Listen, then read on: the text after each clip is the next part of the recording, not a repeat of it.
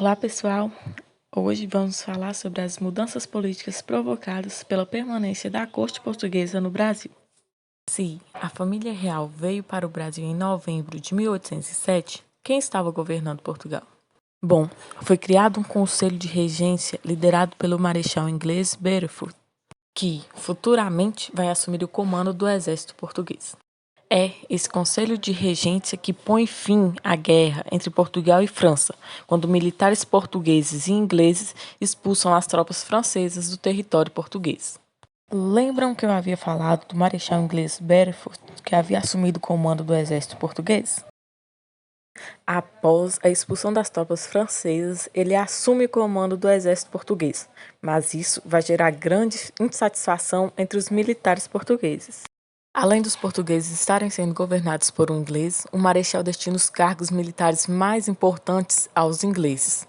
Além disso, ainda se tem a questão da abertura dos portos, que aumenta a insatisfação dos comerciantes. O Império Napoleônico chegou ao fim em 18 de junho de 1815 com o fracasso na Batalha de Waterloo. Já que Napoleão havia sido derrotado, era hora da corte voltar para Portugal, certo?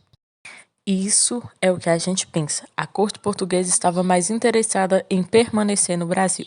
Como já se esperava, a insatisfação dos portugueses aumentou ainda mais, tendo-se uma pressão para o retorno de Dom João para Lisboa. Mas sabem qual a resposta de Dom João? Ele acaba transformando o Rio de Janeiro na capital do Império Colonial, com o decreto de 16 de dezembro de 1815, elevando o Brasil a Reino Unido, de Portugal e Algares. E é claro, essa mudança foi de suma importância para o Brasil, pois agora ele deixava de ser colônia de Portugal.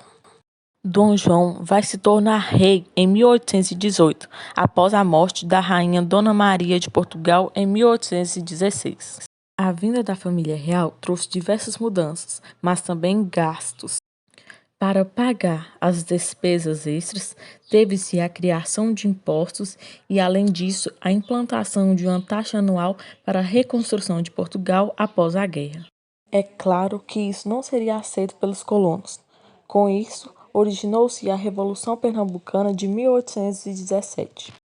Motivada pelos prejuízos da Grande Seca de 1816, pela crise socioeconômica causada pela desvalorização do açúcar e do algodão e o custo de vida da corte. A Revolução teve início de fato em 6 de março de 1817 com o brigadeiro português Manuel Barbosa de Castro, que foi assassinado ao realizar a ordem do governo local de prender envolvidos em uma conspiração. O assassinato foi cometido pelo capitão José de Barro Lima, que reagiu à voz de prisão.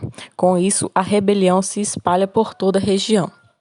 O governador Caetano Pinto de Miranda Montenegro acaba fugindo para a capital do Rio de Janeiro. Os rebeldes implantam um governo provisório, sob a liderança de Domingos José Martins, José de Barro Lima, Padre João Ribeiro e Cruz Cabungá. Movimento de caráter republicano e separatista que tinha como objetivos a proclamação da República com ideais liberais, o fim dos impostos, liberdade de imprensa e culto, a instituição dos 3 poderes, executivo, legislativo e judiciário e a manutenção do trabalho escravo. A revolta visava beneficiar muito mais a elite que a criação de uma sociedade justa e igualitária. A manutenção do trabalho escravo é uma evidência disso. Assim que a notícia da rebelião chegou ao Rio de Janeiro, Dom João VI mobilizou uma frota para reprimir a revolta. Mas o movimento se enfraquece por causa das divergências de interesses, o que possibilitou que as tropas de Dom João tomassem o poder. Após 75 dias, em 6 de março de 1817, a rebelião é reprimida. Dom João ordena que os líderes tivessem punições severas, como enforcamento, martírio e fuzilamento. Por hoje é só, pessoal. Tenham bons estudos e até a próxima!